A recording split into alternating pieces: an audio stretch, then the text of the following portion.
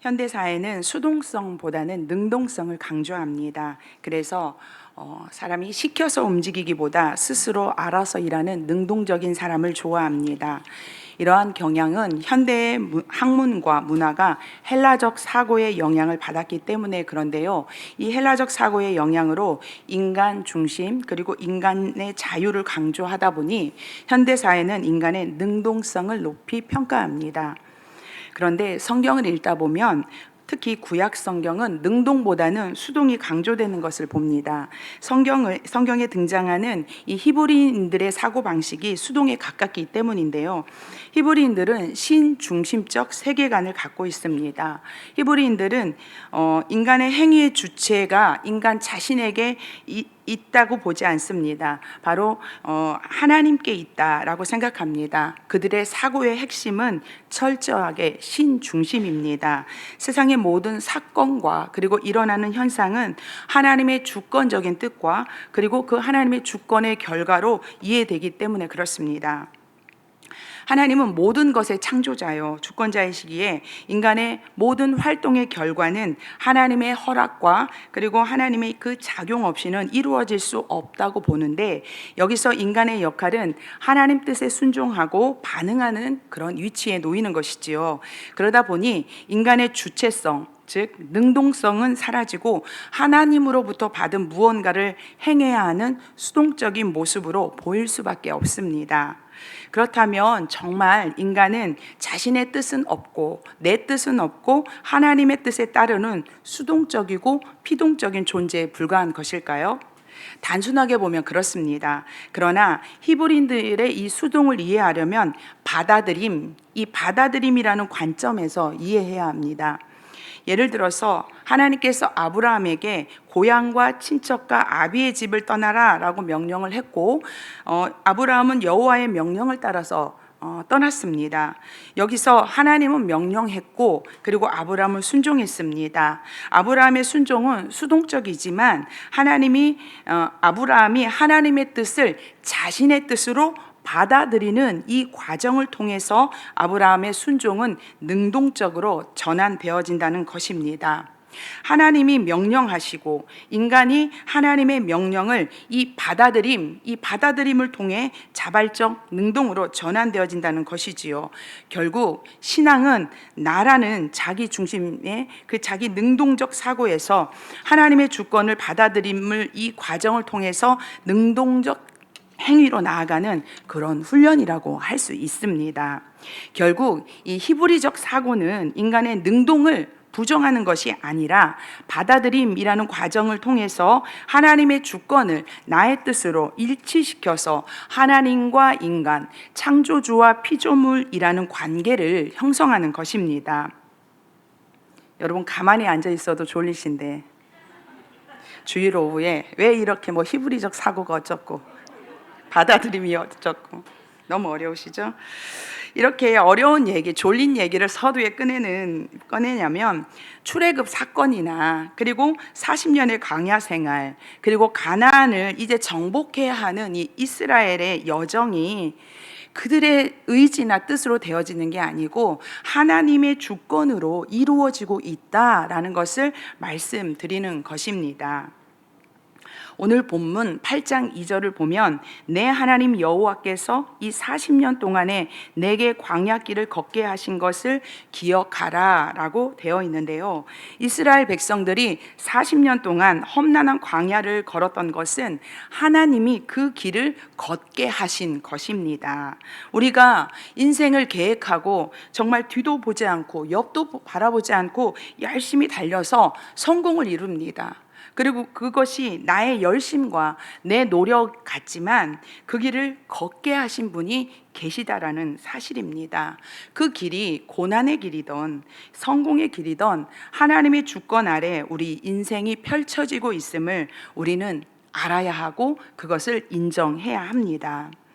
오늘 본문은 광야를 걷게 하신 분이 하나님이시고 그리고 광야를 걷게 하신 이유가 있다고 말하고 있습니다. 우리 다 함께 8장 2절과 3절 말씀을 한 절씩 읽도록 하겠습니다. 제가 2절 말씀을 읽겠습니다. 내 하나님 여호와께서 이 40년 동안에 내게 광야길을 걷게 하신 것을 기억하라. 이는 너를 낮추시며 너를 시험하사 내 마음이 어떠한지 그 명령을 지키는지 지키지 않는지 알려 하심이라.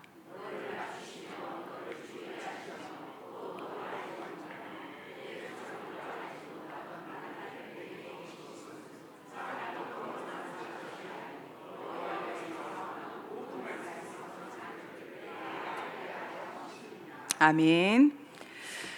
인생은 배움의 연속입니다.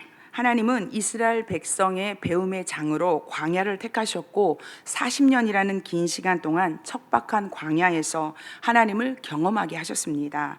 이스라엘 백성들은 애굽에서 살았잖아요. 이 애굽에서도 살 때 높은 신분이 아니었습니다. 총리 대신이었던 요셉이 죽고 시간이 흘러서 요셉이라는 그 존재를 알지 못하는 왕이 등극을 하자 기하급수적으로 늘어나는 이 히브리 민족을 통제하기 위해서 노예로 전락시켰습니다. 히브리 민족은 애굽 사람들의 종이 되었고 그리고 애국의 국책 사업에 동원되어서 노동력을 착취당했습니다. 가중되는 이 노동과 억압에 고통받던 이 히브리 민족이 하나님 앞에 울부짖습니다. 그러자 하나님께서 그 울부짖음을 들으신 하나님께서 그들을 출애굽시켜서 광야로 이끌어내셨습니다. 그런데 하나님은 그 광야에서도 그들을 낮추셨습니다. 애굽에서는 몸은 고됐지만 먹는 것은 그래도 자유로웠습니다. 하지만 광야에서는 몸은 편해졌지만 먹을 것이 없어 줄이게 되었습니다. 신명기를 읽다 보면 유독 하나님께서 만나를 그들에게 허락하셨던 이 만나에 대해서 자주 말씀하십니다. 그만큼 만나의 의미가 깊고 크다는 것입니다. 오늘 본문에서도 낮추심의 이스라엘 백성들을 낮추심의 방법으로 먹을 것이 없게 하셨고 그들이 만나를 먹은 것은 전대미문의 놀라운 일이라고 말하고 있습니다.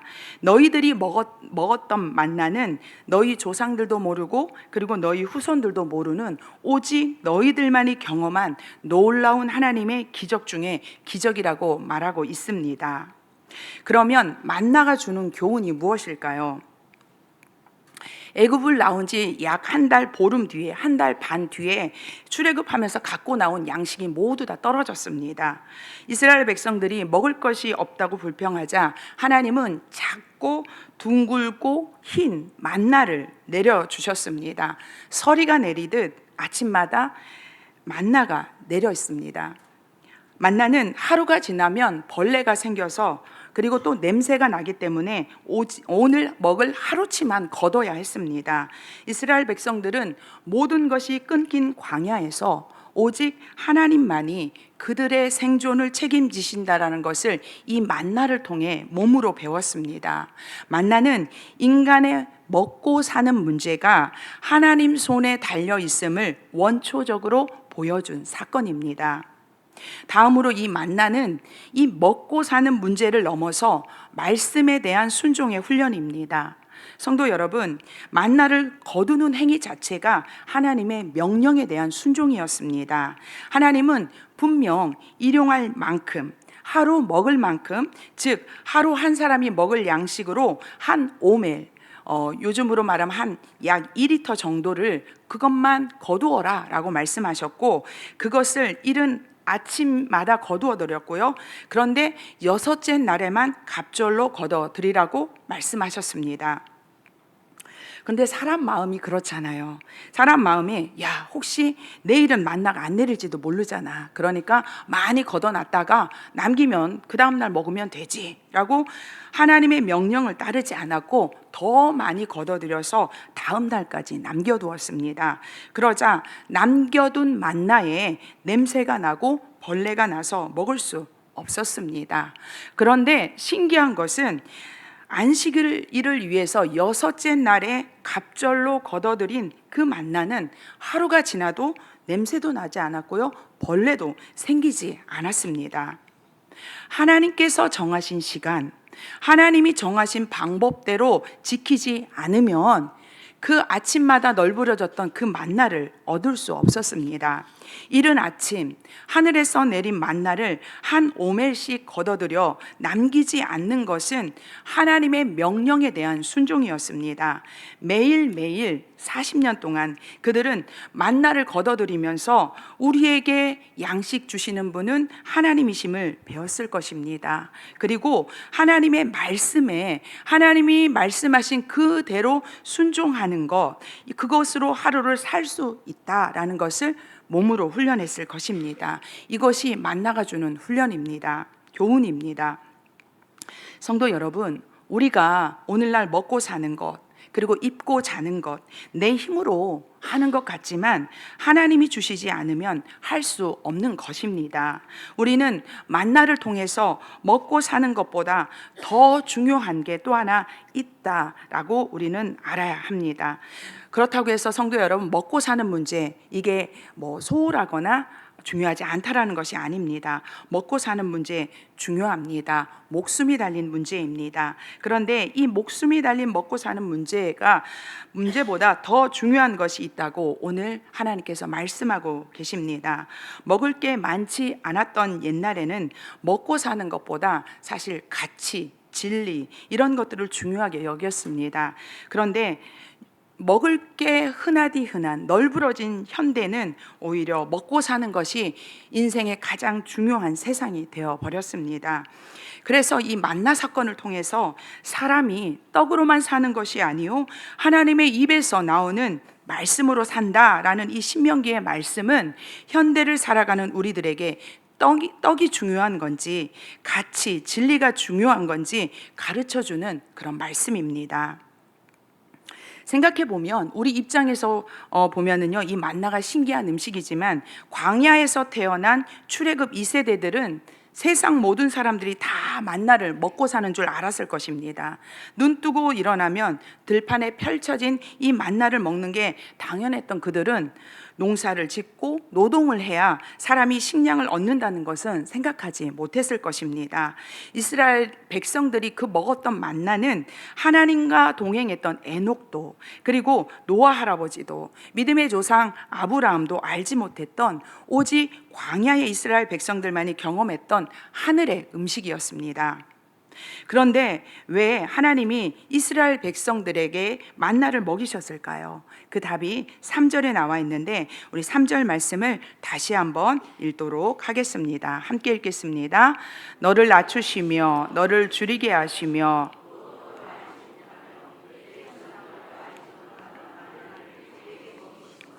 사람이 떡으로만 사는 것이 아니요 여호와의 입에서 나오는 모든 말씀으로 사는 줄을 내가 알게 하려 하심이니라. 아멘.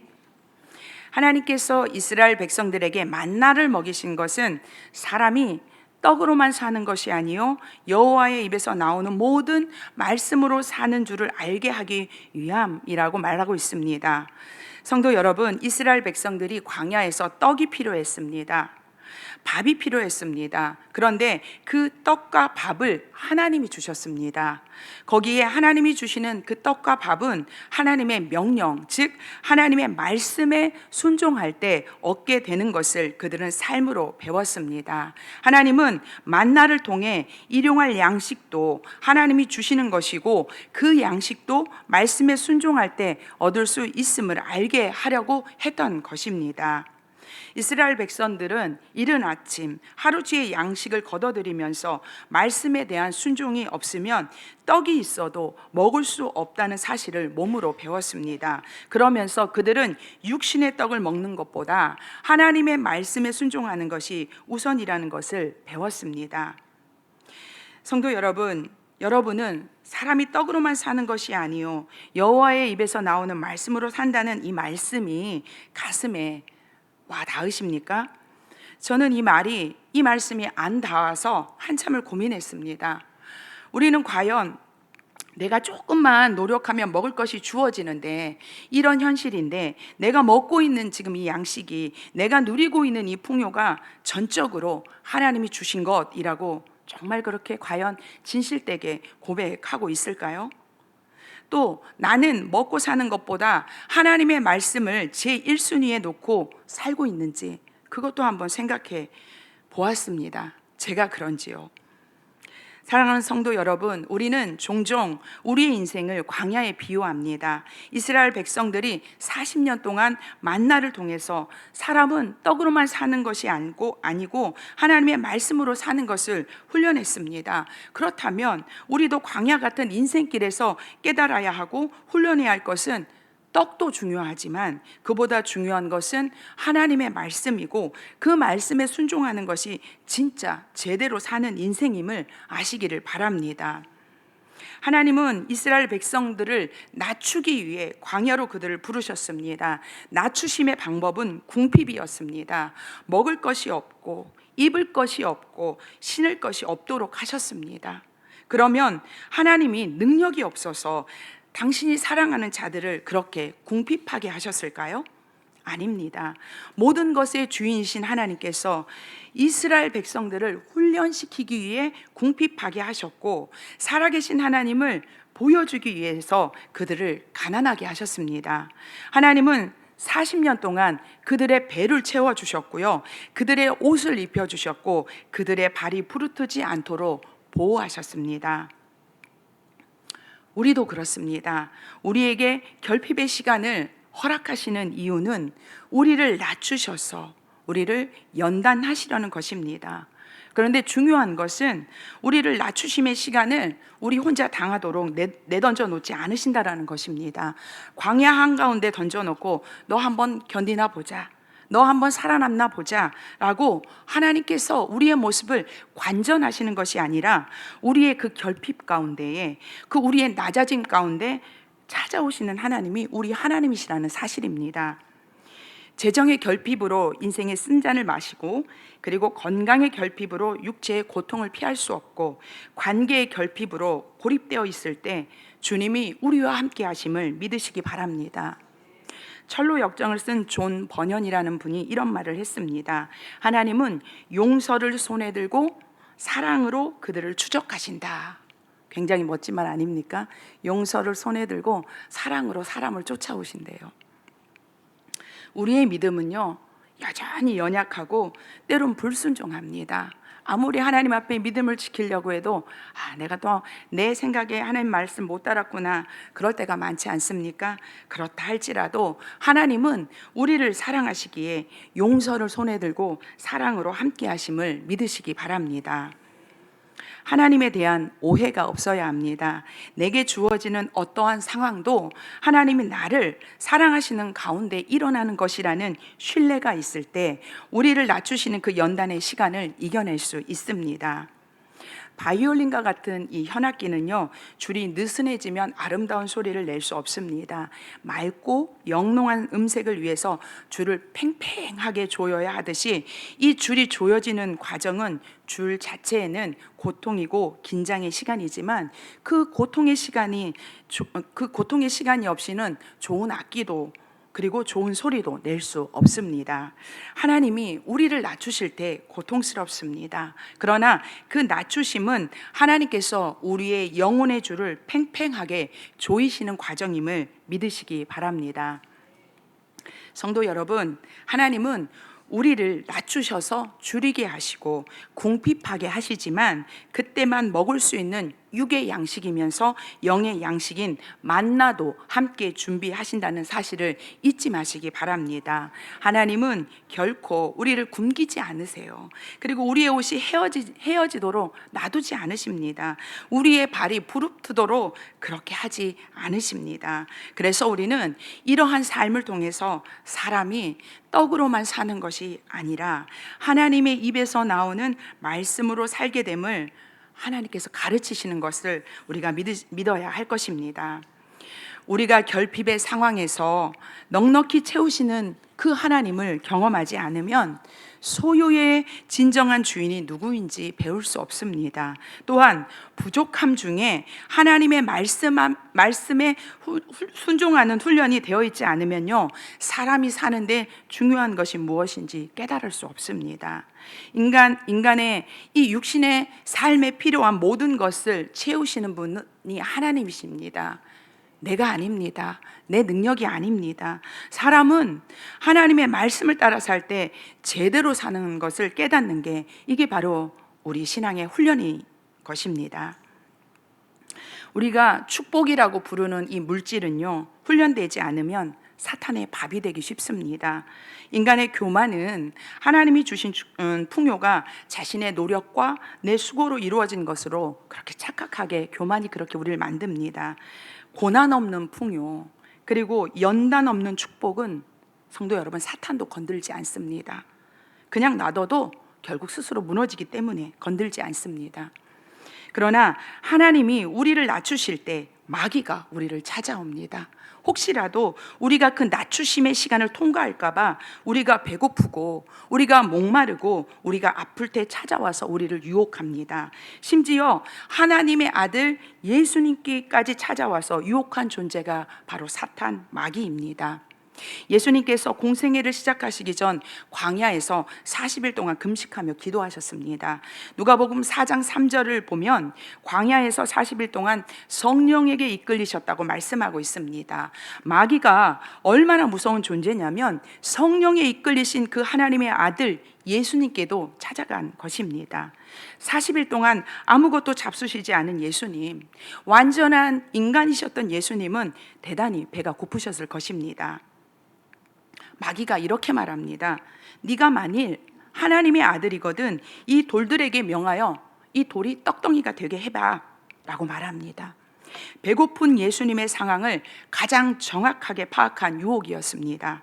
그런데 여기서 우리가 주목해야 할 부분은 네가 만일 하나님의 아들이거든 입니다. 사탄은 예수님이 하나님의 아들임을 알았습니다. 그럼에도 네가 만일 하나님의 아들이라면 이 돌을 떡으로 바꿔보라고 그렇게 말을 던졌습니다. 예수님께서 이 금식하시기 전에 세례를 먼저 받으셨어요. 이 예수님께서 세례 받으실 때 분명 하늘에서는 큰 음성이 들렸습니다. 하나님께서 음성을 들려주셨어요. 너는 내 사랑하는 아들이다 라고 온 천하에 하나님 선포하신 것입니다. 그럼에도 사탄은 네가 만일 하나님의 아들이거든 이라며 말씀을 왜곡하여서 예수님을 시험하였던 것입니다. 이 유혹은 에덴 동산에서 하와를 유혹했던 뱀의 말을 떠올립니다. 하나님이 참으로 너희에게 동산 모든 나무의 열매를 먹지 말라고 하시더냐? 뱀은 하나님께서 선악과와 생명나무만 먹지 말라고 한 사실을 알고 있음에도 하나님이 참으로 모든 나무의 열매를 먹지 말라고 이렇게 물음으로 인해서 하나님의 말씀을 의심하게 했습니다. 배고픔의 상황에서 말씀을 왜곡하여 하나님의 말씀을 의심하게 하는 게 마귀의 특징입니다. 이때 예수님께서 신명기 8장 3절 오늘 이 본문의 말씀을 들어서 이렇게 말씀하셨습니다. 다 함께 마태복음 4장 4절 말씀을 한 목소리로 읽도록 하겠습니다. 예수께서 대답하여 이르시되 기록되었으되 사람이 떡으로만 살 것이 아니요 하나님의 입으로부터 나오는 모든 말씀으로 살 것이라 하였느니라 하시니. 아멘. 신명기 8장 3절의 이 배경을 알고 나니 왜 예수님께서 신명기의 말씀으로 사탄을 대적했는지 너무나 이해가 갑니다. 이스라엘 백성들이 광야에서 40년 동안 만나를 통해 훈련받은 것이 사람이 떡으로만 사는 것이 아니요 하나님의 입에서 나오는 모든 말씀으로 산다는 것이었습니다. 예수님도 이스라엘 백성들과 같이 광야에서 배고프셨습니다. 이스라엘 백성들이 광야 40년 동안 사람이 떡으로만 사는 것이 아니요 하나님의 말씀으로 사는 것입니다 라고 이것을 훈련했다면 떡보다 중요한 것이 하나님의 말씀인 것을 아셨던 이 예수님께서 신명기의 말씀으로 마귀를 이기셨습니다. 사랑하는 성산교회 성도 여러분, 사탄은 무서운 존재입니다. 하나님의 아들 예수님에게까지 찾아와서 시험하고 말씀을 왜곡하는 존재입니다. 그런 사탄이 우리는 가만두겠습니까? 사탄이 우리에게 찾아오는 시점은 하나님이 우리를 하나님의 사람으로 만들기 위해 우리를 낮추시는 훈련의 시간이라는 사실을 잊지 마시기 바랍니다. 말씀을 제대로 알지 못하면, 성령의 이끌림을 받지 않으면 우리는 그 유혹과 시험을 이길 수 없음을 명심하시기 바랍니다.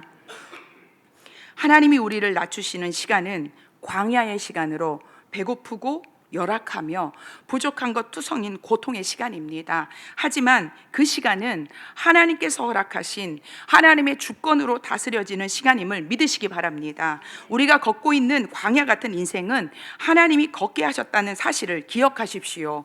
궁핍과 결핍의 시간을 보내면서 하나님을 의지하지 않은 채 내가 얼마나 물질을 사랑하고 내가 얼마나 물질을 의지하고 사랑했는지 확인하고 돌이키는 저와 여러분 되기를 바랍니다. 성도 여러분, 여러분은 떡으로만 살고 계십니까? 떡을 넘어 하나님의 말씀으로 살고 있습니까? 떡으로만 살았던 인생이었는데 이제 떡을 넘어 하나님의 말씀 편으로 한참 걸어가고 계신 중이신가요? 사랑하는 성산교회 성도 여러분, 우리 인생에 꼭 필요한 떡조차도 하나님이 주십니다. 내 노력의 결과가 아닙니다. 하나님의 은혜인 것입니다. 이 고백이 떡이 아닌 말씀을 향한 인생의 발걸음이 될 것입니다.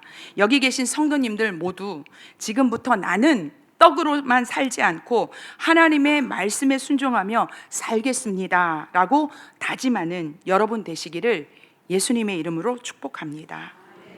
이 시간